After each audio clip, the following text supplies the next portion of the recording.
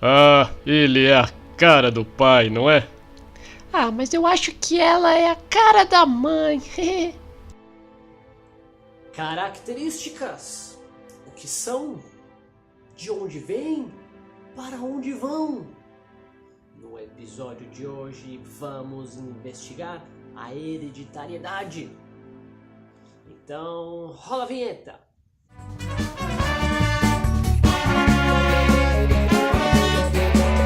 Léo e Nacel. Essa história não é de hoje. Se voltarmos desde o começo da agricultura e criação de animais, a gente sempre tentou selecionar variedades diferentes e cruzar, tentando com que os filhotes, os descendentes, herdassem essas características. Mas você acha que era fácil prever se o filhote ia dar uma característica ou outra? Não era fácil. Começamos a entender um pouco mais depois que o monge começou a estudar ervilhas de um jeito um pouquinho diferente do que era feito. Conheça Mendel, um austríaco vindo de uma família de camponeses que estudou filosofia e acabou entrando no mosteiro agostiniano que funcionava como um centro de pesquisa. Lá foi estimulado a estudar física e ciências naturais, tendo frequentado até a Universidade de Viena por um tempo.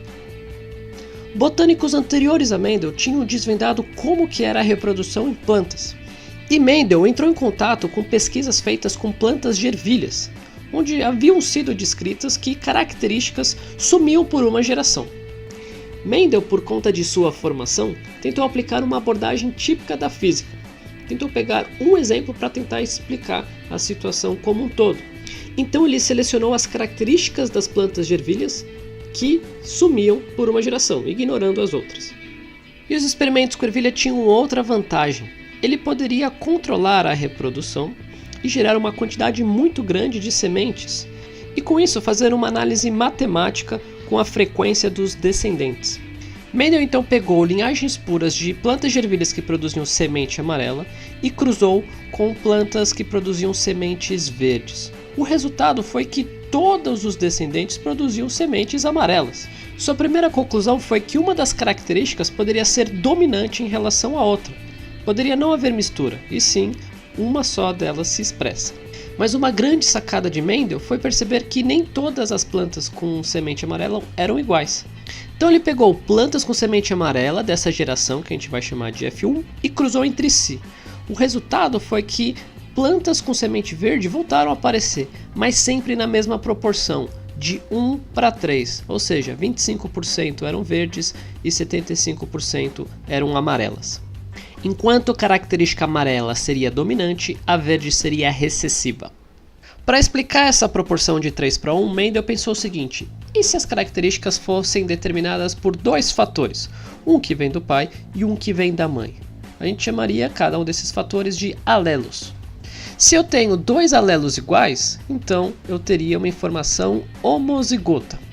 Mas eu poderia ter um heterozigoto, ter dois diferentes, um de um tipo e outro de outro. Esse conjunto de fatores, que hoje sabemos que são os genes, formariam o genótipo. Mas a característica visível, que a gente vai chamar de fenótipo, no caso a cor das sementes, seria definida por ter um alelo dominante ou não. Na representação, dominante tem a letra maiúscula e o recessivo a letra minúscula. Assim, um dominante já é suficiente para ser amarelo neste caso, enquanto que para ser verde tem que ter os dois alelos recessivos. O outro ponto que Mendel colocou foi: o indivíduo teria dois fatores para determinar a característica, mas somente um deles iria ser passado para os descendentes, só um iria para o gameta. Assim a gente pode representar o cruzamento através do quadrado de Punnett, em que vemos todas as possibilidades de fecundação entre os gametas masculino e feminino. E isso explica perfeitamente a proporção 3 para 1 que Mendel encontrou, quando cruzou híbridos, ou seja, heterozigotos. Isso significa que a planta amarela, na geração parental, passou um alelo dominante, YZ, para todos os filhotes, enquanto que a planta recessiva, verde, passou o YZ, por isso que todos são YZ heterozigotos e amarelos. Mas no cruzamento na geração F1, como são heterozigotos, eles podem passar ou YZ ou YZ, então teremos todos os tipos de genótipos, mas o fenótipo será sempre na proporção 3 dominantes, 1 recessivo. Isso é o que chamamos então de primeira lei de Mendel. Uma característica é definida por 2 fatores, mas na formação do gameta eles se segregam, se separam, e somente um dos fatores é que vai acabar chegando no filho. Mendel, quando publicou sua ideia em 1866, não tinha como saber o que eram esses fatores. Não se conhecia ainda DNA. Mas hoje sabemos que os fatores do Mendel são genes, e que estão em dose dupla, porque nós temos cromossomos homólogos, os quais se separam durante a meiose, o que explica perfeitamente a ideia de Mendel. DNA é a molécula hereditária e tem informação para produzir proteínas, e uma alteração no DNA pode gerar uma proteína diferente, e essas versões diferentes de um mesmo gene seriam os alelos. Esses exemplos de Mendel explicam alguns padrões de herança, aqueles que têm dominância e recessividade. Porém, nem todos os casos são assim. Existem algumas situações em que as características podem se misturar ou ficam um pouquinho mais complicadas. Mas eles ajudam a entender por que somos do jeito que somos e como que as características vão ser passadas numa família. A gente pode fazer uma grande árvore genealógica, um heredograma, e fazer previsões de como que serão as próximas gerações. E assim ficamos por aqui. Até a próxima e tchau!